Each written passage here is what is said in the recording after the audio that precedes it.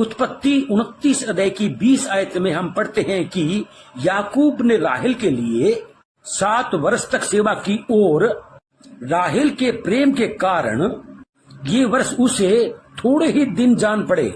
वह खुले मैदानों में भेड़ बकरियों की देखभाल करने वाला कठोर परिश्रम करता था। उसे दिन में तेज धूप सहनी पड़ती थी और रात को ठंड में बाहर रहना पड़ता था, क्योंकि राहेल के लिए याकूब का प्रेम इतना तीव्र व सख्त था। और मैंने सोचा, याकूब अगर एक स्त्री के लिए इस तरह सेवा कर सका तो मुझे प्रभु की सेवा किस तरह करनी चाहिए, जिसने मुझसे प्रेम किया और मेरे लिए अपनी जान दे दी। जब हम प्रभु की सेवा प्रेम से करते हैं तो उस सेवा के आनंद की तुलना किसी बात से नहीं हो सकती। याकूब ने लाबान के साथ बेईमानी शुरू कर दी और गलत तरीकों से उसकी भेड़ बकरी चुराने लगा। फिर जब उसके पास काफी पशु धन इकट्ठा हो गया तो उसने एक दिन चुपचाप चले जाने की योजना बनाई। फिर उसने सुना कि एसाव उससे मिलने के लिए आ रहा है। वह डर गया, क्योंकि उसने सोचा कि वह जरूर उसे मारने के लिए ही आ रहा होगा। लेकिन अध्याय 32 में हम एक अद्भुत बात पाते हैं।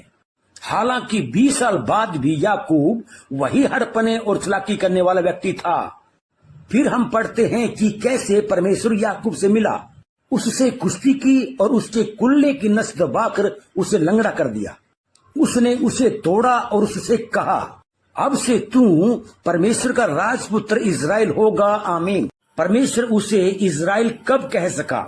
उसके साथ 60-70 साल तक कुश्ती लड़ने और आखिर में उसके कुल्ले का जोड़ उखाड़कर उसे पूरी तरह तोड़ डालने के बाद परमेश्वर ने कहा, अब मुझे जाने दे। याकूब बोला, जब तक तू मुझे आशीर्वाद न दे मैं तुझे जाने न दूंगा। इस व्यक्ति ने, जिसने पूरे जीवन पैसा दबोचा, पहलौठेपन का अधिकार दबोचा, स्त्रियां दबोची, भेड़ दबोची, वह मानो यह कह रहा था, हे परमेश्वर, मैं अब तक धन, स्त्रियां, जायदाद और बहुत सी पार्थिव बातों के लिए जीता रहा हूँ, लेकिन अब मैं सिर्फ तुझे चाहता हूँ। याकूब प्रबल तब हुआ जब वह टूटा।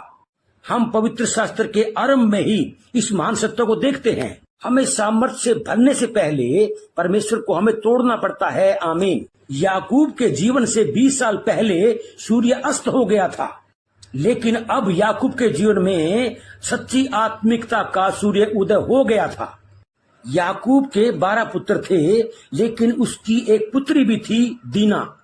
और दीना ने जब एक दिन अकेले ही घूमने जाने का फैसला किया तो उसने याकूब के लिए एक समस्या पैदा कर दी।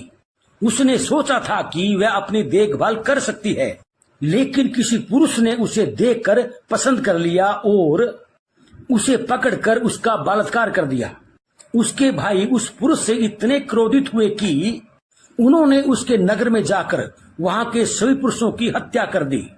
और याकूब का नाम उस पूरे क्षेत्र में सिर्फ इस वजह से बदनाम हो गया क्योंकि एक लड़की ने एक दिन अकेले घूमने जाने का फैसला किया था। आमीन।